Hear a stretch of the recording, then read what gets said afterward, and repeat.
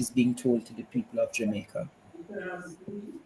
So tonight, Jamaica, Mr. Pryce has presented the facts as to what has really happened and what Tom Tavares Finson said from what Tom Tavares Finson did say, right? But basically everything that him said basically has no truth to it.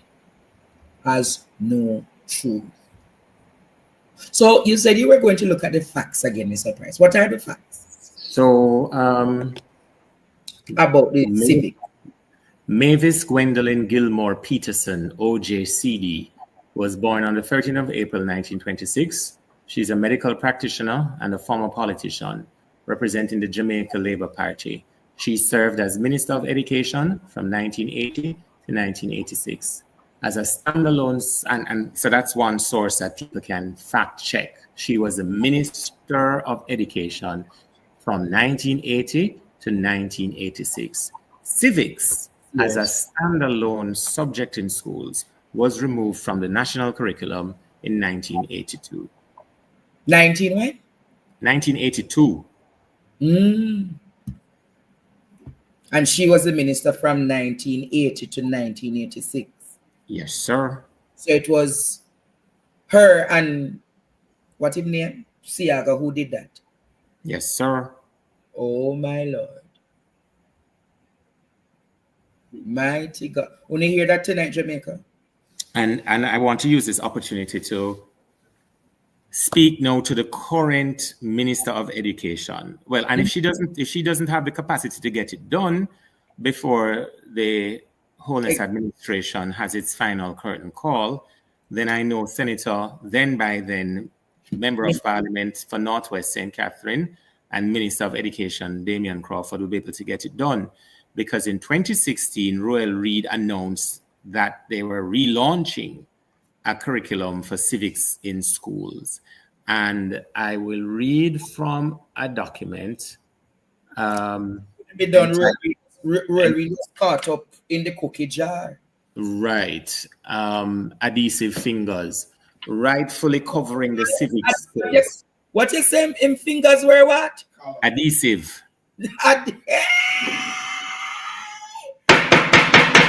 What you say, Mr. Pryce? Adhesive fingers. Yes. Cruel.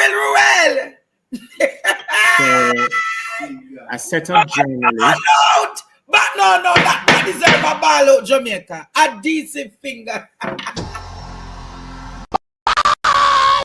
Out! Whoa, yo. We need help, Jesus. Jamaica need help. Shift the parliament. Shift the election. Shift everything. Remove them out there. Take out the cockroach. Take out the thief. Take out the criminal them. Take out the thief them. Take out the murderer them. Take out the gang leader them. Out of parliament. Take them out. From Portland. Take them out. I hear Portland. Me I go to Portland. Why me I travel to Portland? Take out somebody. Man up. So, a group of journalists, Mr. Pryce, what you say, Mama? Almighty God! No, Mr. Pryce, what you say, Mama, again? Adhesive fingers, crazy glue. No. Sticky. I wonder if somebody can do an artwork with him in the cookie jar and just have the word adhesive fingers. Yes, Mr. Pryce, let us get back to the substantive issues. All right, so a group of journalists did a study entitled Covering the Civic Space 2023 survey, and it was to find out how many Jamaicans knew their rights. In that study, they were drawn to the fact that the traditional way of teaching students their rights was civics. If they were taught their rights in school, they would learn their civic responsibility and their behavior would positively impact society. That was the hypothesis. So the survey was conducted in 2023 with 250 participants from all 14 parishes and across the diaspora of both genders and all socioeconomic backgrounds. The data collected revealed that even though there had been a launch in 2016 by Minister Roel Reid that spoke about the reintroduction of civics in schools, up until that point in 2023, no meaningful action had been taken by the Ministry of Education. So I'm going to read directly. In 2016, then Minister of Education, Senator Roel Reid, mentioned there will be a reintroduction of civics in schools. He noted national awareness is an important part of a child's development, and the teaching of civics must again occupy its rightful pride of place in schools. He added, our students must know their basic human rights, know about universal adult suffrage, and the great men and women who fought for it. We want our citizens to be proud Jamaicans. In September 2017, Executive Director of the Legal Aid Council, Hugh Faulkner, said persons need to become more aware of their rights provided under the Constitution of Jamaica to ensure their rights are not violated when in custody. In March 2021, the National Family Planning Board recommended that human rights should be reintroduced into the school curriculum from as early as basic school, pointing out that human rights are not currently taught in Jamaican schools. And then we have quotes from Nicola Cousins and some other people. However, the study found that in December 2022, there was a relaunch of civics in school by then Minister of Education, Favour Williams. She said that the aim of the relaunch is to provide guidelines that will be used by teachers to help strengthen the foundation of a successful and balanced society. So Roel Reid relaunched it, and then Favour relaunched it over back again. And now we're waiting on Dana Dixon to relaunch it over back again one more time. And I suspect that it will be Damian Crawford that will actually get it done. My. So I'm also told Andre is the same Mavis Gilmore, who as Minister of Education orchestrated the largest expulsion of Jamaican students when over 300 students were unjustly expelled at Paisley Gardens in East Portland. That was when the Jamaica School of Agriculture was relocated from Twickenham Park to Paisley Gardens, which is now where it is as part of CASE.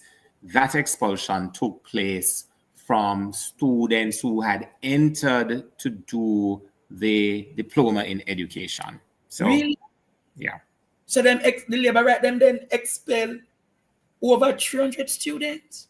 So, and you know, Mr. Holness has taken on a side job of rewriting history. And he keeps referring to the social experiments of the 1980s. So I have some questions through you for him. What of the 1980s has offended him so much? Is it the equal pay for women? Is it the Status of the Children Act? No, boss. Is it the maternity leave with pay? Is it the free education up to tertiary level? Because in the 1970s, University of the West Indies students did not pay tuition.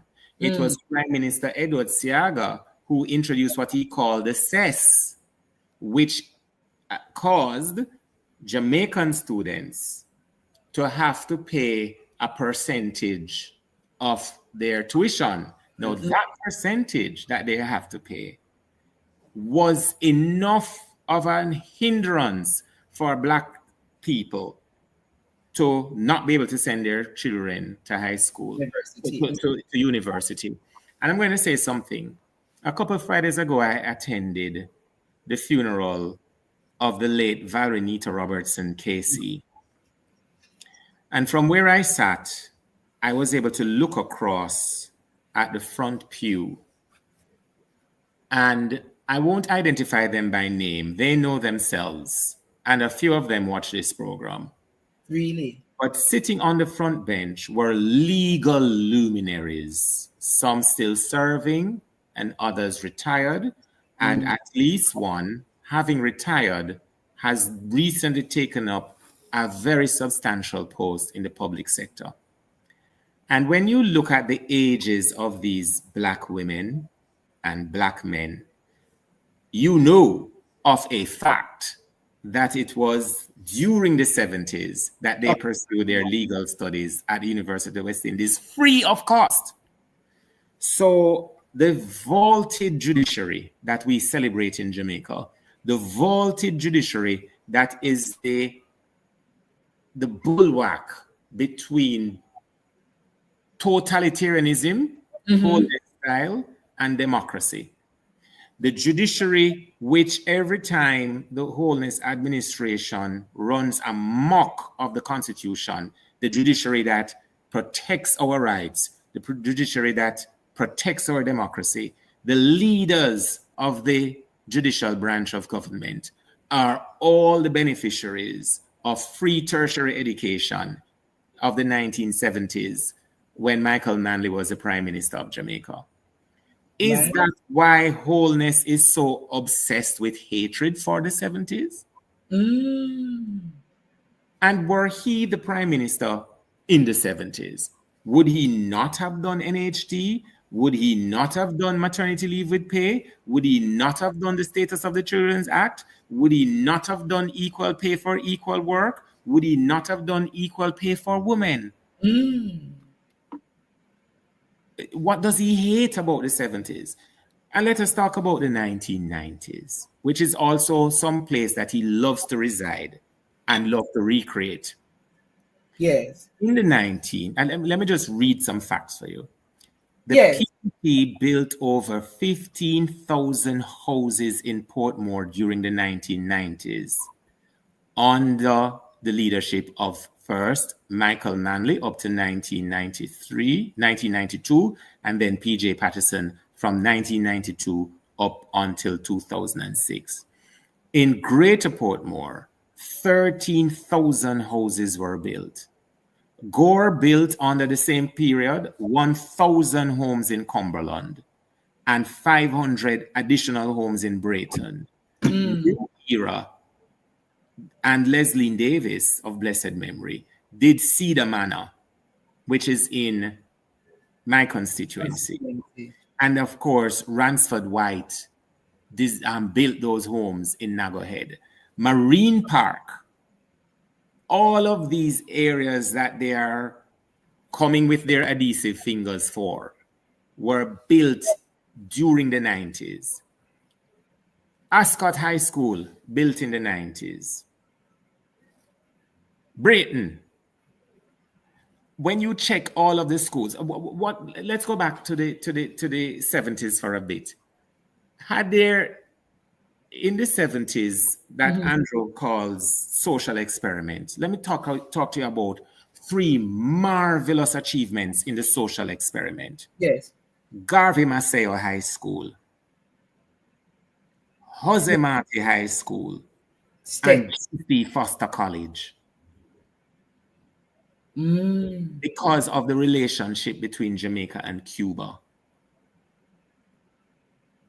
Those schools, those gifts, those policies are still giving today. I know people who were in the first batch of graduates from Garvey Maceo. G.C. Foster College, when it was built, had dorms that were state of the art.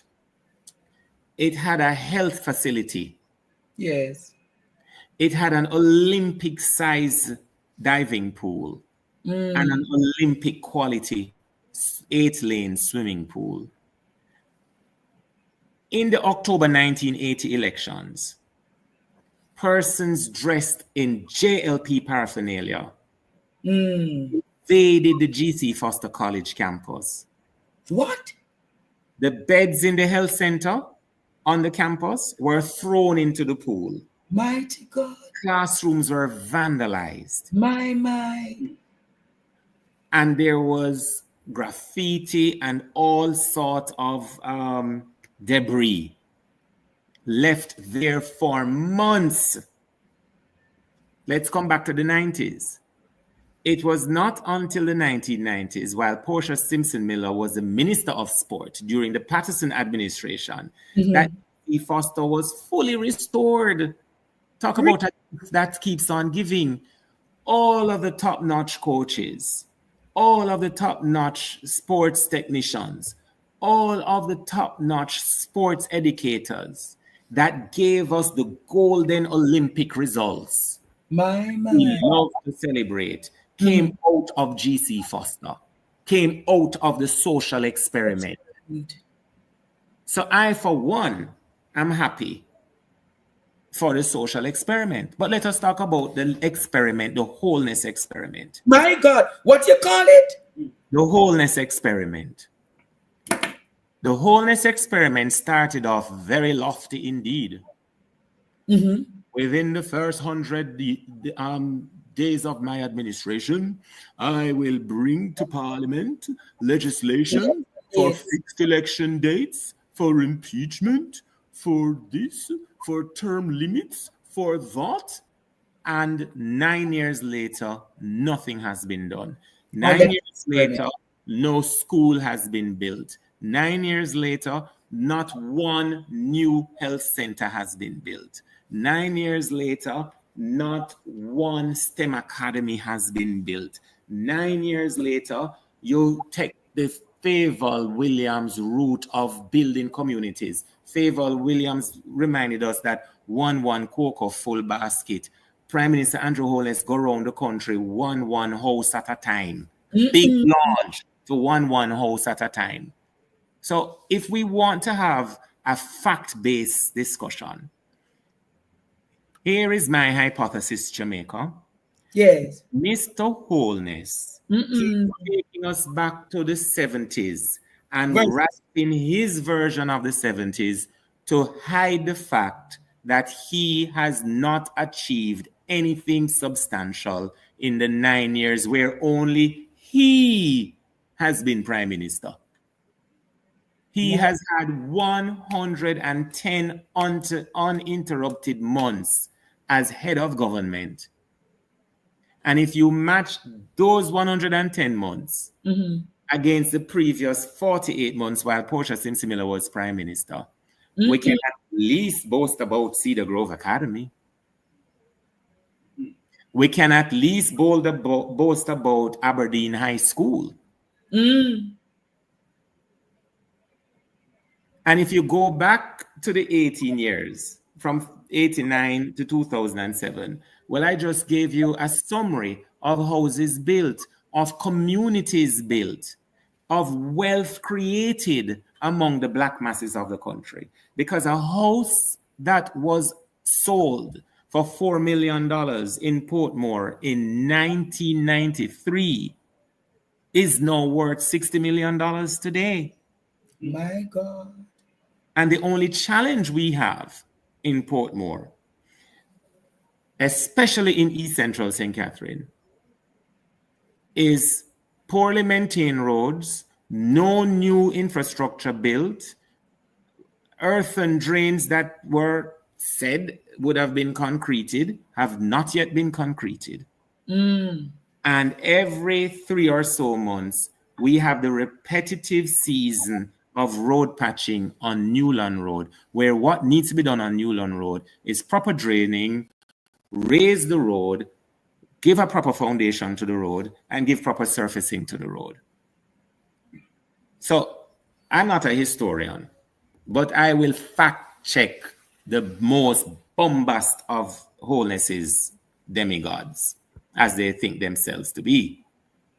And the three you've mentioned so far who spoke at Cedar Grove Academy, the very Cedar Grove Academy that was built in a PNP administration, I've been easily able to show that they were high on volume and low on value. They were high on noise and low on fact. So I call them the high-low bunch. No disrespect to the supermarket chain. No, man. H-I-L-O-W. Yeah, L-O-W. Thank you very much. H-I-L-O-W. Yeah. So when he come with his revisionism to say that is the Labour Party who built Portmore, what is your argument to him tonight? To quote the most honorable Edward Seaga, mash down that lie. What you said? Mash down that lie.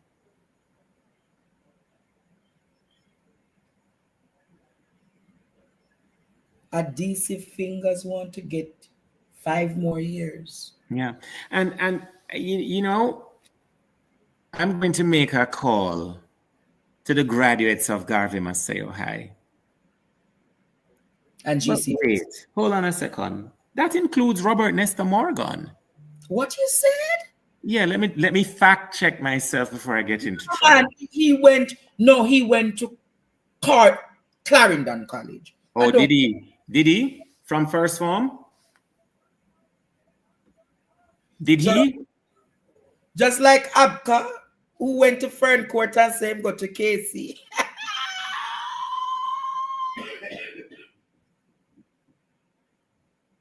So you say? I'm calling on the past students of Garvey Maceo High School to enter the discussion as to whether they were a success of the experiment or a failure of the experiment. Because if you're familiar with the geography of Clarendon and the location of Garvey Maceo, the Garvey Maceo campus is like a lighthouse in the open ocean at night. Surrounding the Garvey Maceo campus are acres and acres of sugarlands. And rising out of the soil, where the sweat, blood, and bones of enslaved Africans, our ancestors, are interred, is great institution, the result of the relationship between Michael Manley and Fidel Castro. And the students that have gone there, been educated there, and graduated from there are not vetted prior to entry. Your JLP or your PNP. They're vetted prior to entry based on another innovation of the People's National Party, a universal aptitude test. Some time ago, it was called Common Entrance. Then it was changed to Grade 6 Achievement Test. And now it is PEP. And I recently saw a principal, Keisha Hales, sent me, I don't know if she sent you Raymond Pryce. Okay, no, I fact-checking myself. Robert Nestor Morgan graduated from Garvey Maceo in 1998. He attended that institution between 1993 and 1998 and went elsewhere for sixth form. Oh! So imagine how angry Nestor Morgan feels every time his prime minister refers to the social experiment as if he did not rise to the level he is today because he attended the achievement of the social experimentation. Because who could criticize a government for building schools if not a government that has built none? Who could criticize a government for building hospitals if not a government who has built none? Who could criticize a government for providing proper education up to the tertiary level if not a government who does not?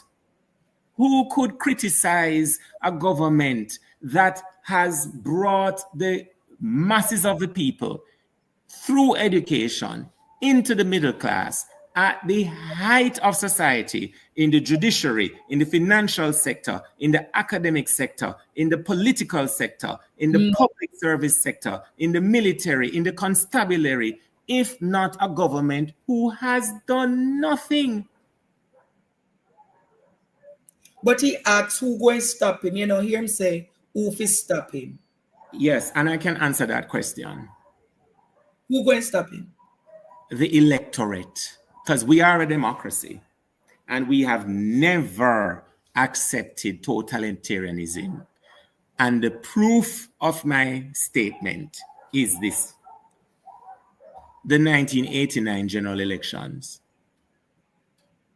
Oh. So you say, well, reach Siaga going to surely reach him. And he won't have the benefits that Siaga has, because in preparing to come here on your program, I've not read it yet myself, but I was advised that after the visit of the Secretary of State, for which we still have not heard any clear reporting from Cabinet, but we have been seeing certain things. It's subjective argument. After I'm gone, we say tariff.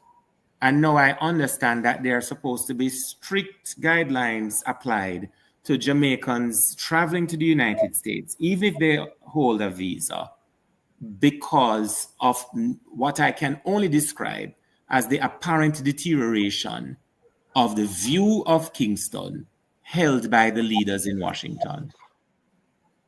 Repeat that.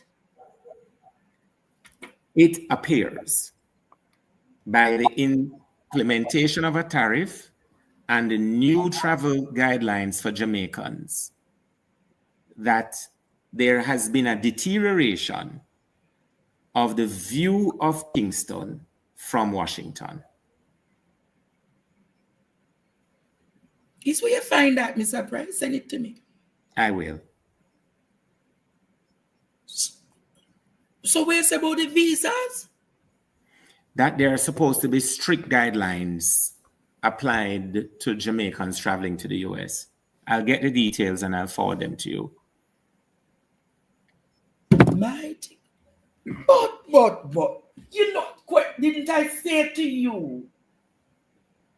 I've been asking you, no, Jamaica.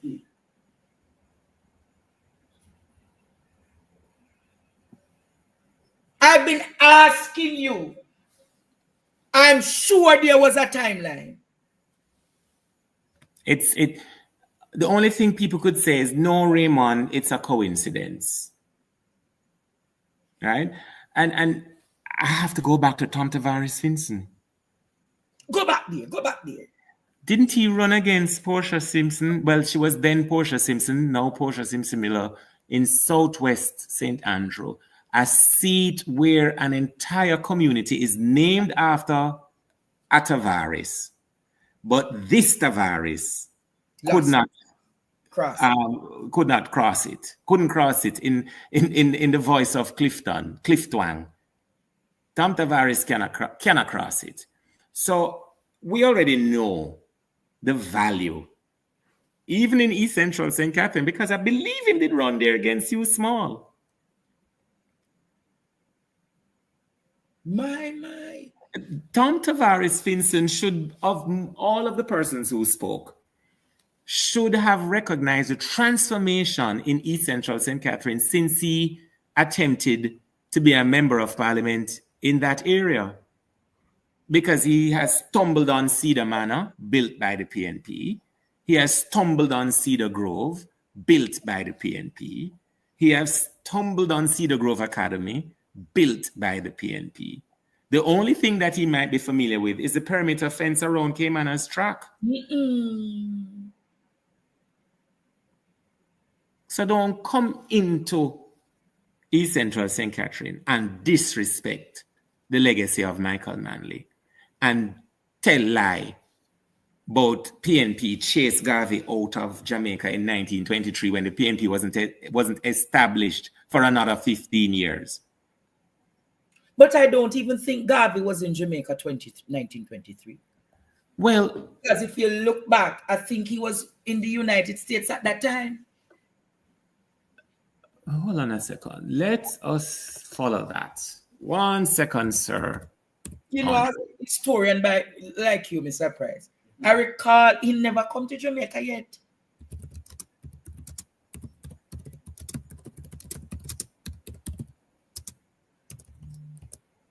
I tell you, Tom drunk and Tom certainly fool. The addict said Tom drunk, but Tom not fool, but him is Tom drunk and Tom certainly fool. Hello, good night. Yes, my friend. Yes, I watch your program and all. Good night. Yes, just get to the point, my friend. Yes. Marcus Garvey. Turn the thing off, no man. I tell you all the time to turn off the thing, man. Marcus Garvey was in America and sent to prison by the Oh, okay. Marcus Garvey was in the United States of America and was sentenced to prison by the FBI in 1923. Marcus Garvey was in Jamaica. All right, my friend. Says that Garvey wasn't in Jamaica. If him say 1923, Garvey was deported to Jamaica in 1927. 1927. FBI in 1923. All right, my friend.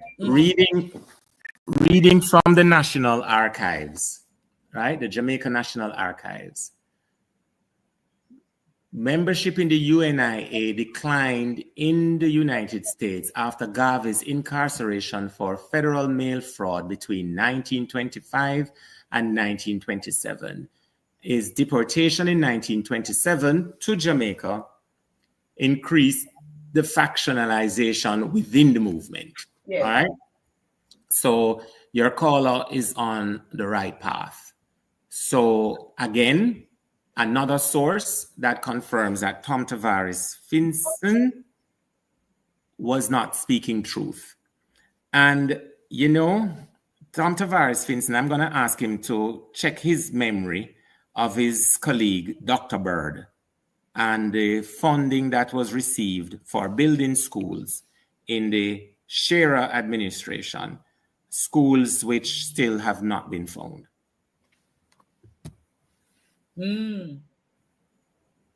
Repeat that? Dr. Bird, a former Minister of Education in a Jamaica Labour Party administration of the 1960s. Money collected for building schools that was not built. My God, Dr. Bird. Students, sometimes we don't need to have the hype and the excitement over here for this class to be nice. You know, this was a solid historical conversation filled with punches tonight. Who would agree?